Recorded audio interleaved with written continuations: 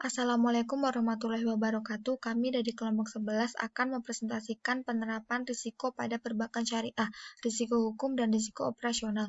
Anggota kelompok kami terdiri dari Arisnawati 1601010046, Era Erviana 1801010012, Yogi Saputra 1801010029, dan Rizky Nova Ardiansah 1801010069. Yang pertama, resiko hukum. Resiko hukum merupakan resiko yang timbul akibat tuntutan hukum atau kelemahan aspek yuridis.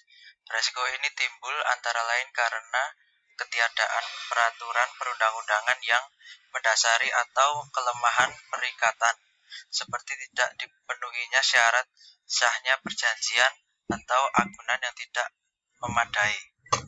Yang selanjutnya ada indikator risiko hukum. Indikator risiko hukum terbagi menjadi 3. Yang pertama, faktor litigasi. Besarnya estimasi kerugian yang mungkin dialami oleh bank akibat dari gugatan tersebut dibandingkan dengan modal bank.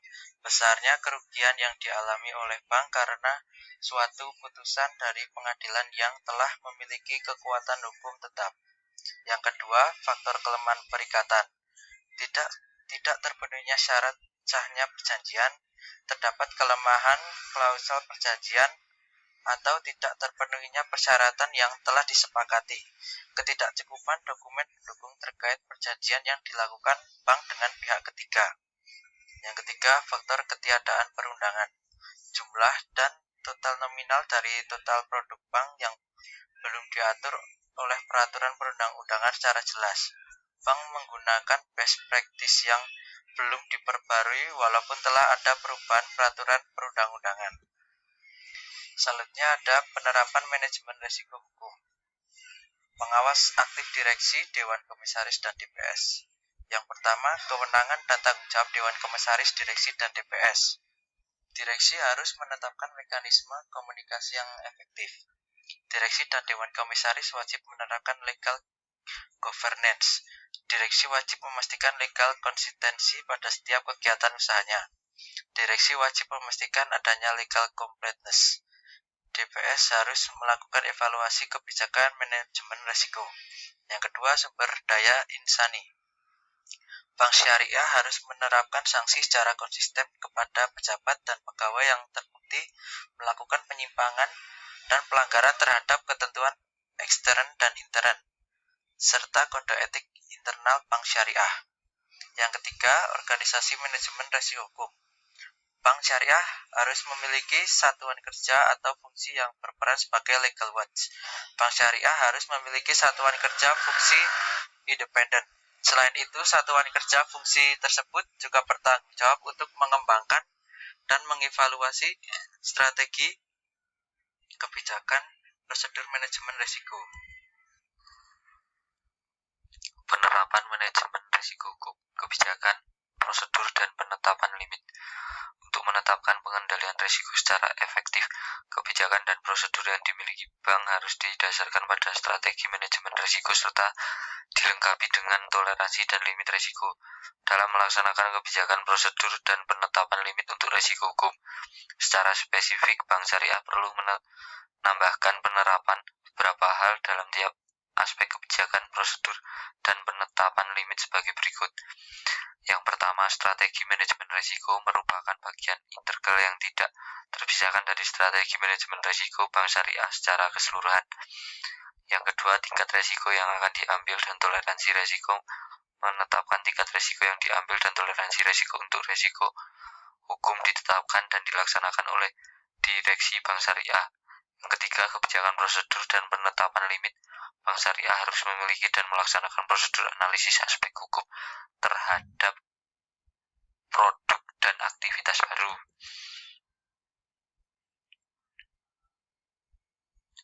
Proses identifikasi, pengukuran, pemantauan, dan pengendalian risiko serta informasi manajemen risiko hukum. Pengukuran risiko hukum dapat dilakukan dengan indikator ataupun armameter berupa potensi kerugian akibat tuntutan litigasi pembatalan perjanjian yang disebabkan oleh kelemahan peningkatan dan terjadinya perubahan perundang-undangan yang menyebabkan produk bank syariah tidak sejalan. Pengendalian risiko hukum. Hal ini di antara lain mencakup penilaian kembali terhadap efektivitas proses pemaksaan enforceability guna mengecek validitas hak dalam kontrak dan perjanjian ketika bank syariah menerbitkan garansi seperti netting agreement, collateral pledges, dan margin call, maka hal tersebut harus didukung dengan dokumen hukum yang efektif dan dapat diterapkan. Identifikasi risiko hukum. Proses identitas risiko hukum dilakukan dengan menganalisis seluruh sumber risiko termasuk risiko dari produk dan aktivitas baru telah melalui proses manajemen risiko yang layak seperti diperkenalkan dijalankan. Pemantauan risiko hukum. Pemantauan risiko hukum dapat dilakukan dengan melakukan evaluasi terhadap eksposur risiko dan penyempurnaan proses pelaporan jika terhadap perubahan dalam kegiatan usaha produk, transaksi, faktor risiko, teknologi, sistem informasi manajemen risiko bank yang bersifat material. Sistem informasi manajemen risiko hukum. Bank syariah harus mencatat dan mendokumentasi setiap kejadian termasuk litigasi yang terkait dengan risiko hukum beserta jumlah potensi kerugian yang disebabkan oleh kejadian tersebut dalam suatu administrasi data. Kualitas penerapan manajemen risiko hukum. Yang pertama, tata kelola risiko. Tata kelola risiko mencakup evaluasi terhadap perumusan tingkat risiko yang akan diambil, risk appetite dan toleransi risiko, dan kecukupan pengawasan aktif oleh dewasa komisaris dan direksi, termasuk pelaksanaan kewenangan dan tanggung jawab dengan komisari, direksi, dan DPS.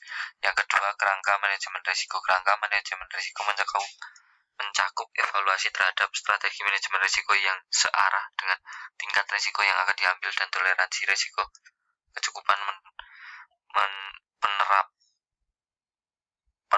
perangkap organisasi dalam mendukung terlaksananya manajemen risiko secara efektif, termasuk kejelasan wewenang dan tanggung jawab, serta kecukupan kebijakan prosedur dan penetapan limit.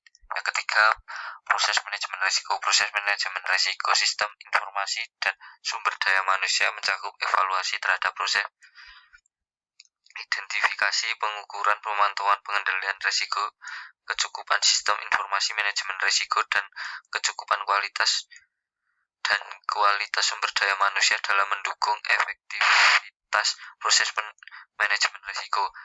Yang keempat, sistem pengendalian risiko. Sistem pengendalian risiko mencakup evaluasi terhadap kecukupan sistem pengendalian item dan kecukupan kaji ulang oleh pihak independen dalam bank, baik dalam satu kerja manajemen risiko SKMR maupun satuan kerja audit intem SKI. Yang selanjutnya yaitu risiko operasional. Risiko operasional merupakan risiko kerugian yang diakibatkan oleh proses internal yang kurang memadai, kegagalan proses internal, kesalahan manusia, kegagalan sistem, atau adanya kejadian-kejadian eksternal yang mempengaruhi operasional bank. Sumber risiko operasional disebabkan antara lain oleh sumber daya manusia, proses, sistem, dan kejadian eksternal. Yang selanjutnya, profil risiko operasional, karakteristik dan kompleksitas bisnis, skala usaha dan struktur organisasi bank, kompleksitas proses bisnis, pengembangan bisnis baru dan outsourcing. Sumber daya insani, penerapan manajemen sumber daya insani, kegagalan karena faktor manusia, fraud, internal fraud dan external fraud. Teknologi informasi dan infrastruktur pendukung, kompleksitas teknologi informasi, perubahan sistem teknologi informasi, kegagalan sistem teknologi informasi, dan keandalan infrastruktur pendukung. Yang terakhir, kejadian eksternal, frekuensi dan materialitas kejadian eksternal yang berdampak terhadap kegiatan operasional bank. Dan selanjutnya, kategori risiko operasional. Pengelolaan risiko operasional merupakan sesuatu yang strategis dalam manajemen risiko bank syariah ke depan. Risiko proses internal akibat kegagalan proses atau prosedur, contohnya kelalaian pemasaran dan pengendalian tidak memadai. Risiko manusia, terlalu bergantung pada karyawan tertentu, pelatihan karyawan tidak berkualitas. Yang ketiga, risiko sistem akibat penggunaan teknologi dan sistem, contohnya kesalahan input data dan kesalahan pemrograman. Yang keempat, risiko eksternal, contohnya bencana alam dan terorisme. Yang selanjutnya, frekuensi versus dampak. Kejadian risiko operasional dapat diklasifikasikan ke dalam dua faktor, yaitu frekuensi dan dampak. Pengelompokan kejadian risiko operasional bergantung pada seberapa sering kejadian terjadi dan seberapa besar dampak yang muncul. Berikut adalah 4 jenis utama kejadian. Yang pertama, low frequency or low impact. Bank mengabaikan suatu kejadian karena biaya untuk mengelola dan memonitor kejadian tersebut lebih tinggi dari kerugian yang akan ditimbulkan. Yang kedua, low frequency or high impact. Kejadian ini adalah kejadian yang paling menantang bagi bank karena paling sulit untuk dipahami dan diprediksi. Yang ketiga, high frequency or low impact. Kejadian ini dikelola untuk meningkatkan efisiensi bisnis. Yang keempat, high frequency or high impact. Kejadian ini tidak relevan untuk dikelola karena apabila jenis kejadian ini terjadi, maka bank akan segera bangkrut. Expected loss versus unexpected loss. L biasanya sudah dimasukkan ke dalam struktur penentuan harga produk. Perhitungan L biasanya menggunakan mean kerugian yang sesungguhnya di periode tertentu dan memakai kalkulasi untuk prediksi kerugian di masa depan. Sedangkan UL merupakan kerugian yang terjadi secara signifikan yang melebihi kerugian yang diperkirakan. Bank syariah dapat menghitung UL dengan memakai data internal yang tersedia, data eksternal bank lain, dan data diri skenario resiko operasional. Resiko operasional dan mitigasinya. Resiko internal fraud, external fraud, sumber daya manusia, sistem. Resiko operasional meliputi yang pertama resiko operasional, yang kedua resiko kredit, yang ketiga resiko pasar, yang keempat resiko likuiditas, yang kelima resiko reputasi, yang keenam resiko kepatuhan. Sedangkan mitigasi mengidentifikasi resiko operasional yang bisa menimbulkan kerugian, menganalisis faktor penyebab kerugian dan menyusun mitigasinya. Patuhi SOP yang berlaku di bank syariah. Laksanakan prinsip Know Your Customer. Dokumentasikan administrasi pembiayaan dengan baik. Identifikasi dan pengukuran risiko operasional.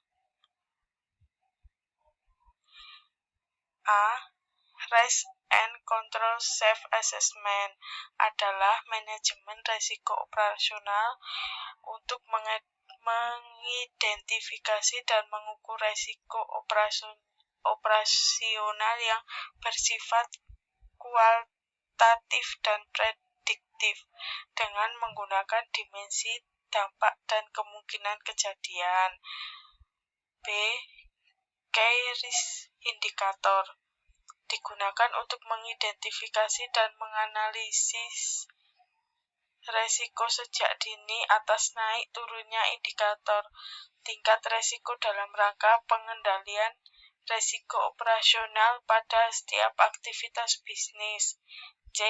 Loss Event Database adalah alat manajemen risiko operasional yang dipakai untuk mencatat data kejadian yang telah terjadi dalam operasional perusahaan. D. Pendekatan indikator dasar untuk mengetahui risiko operasional dengan menggunakan pendekatan indikator dasar.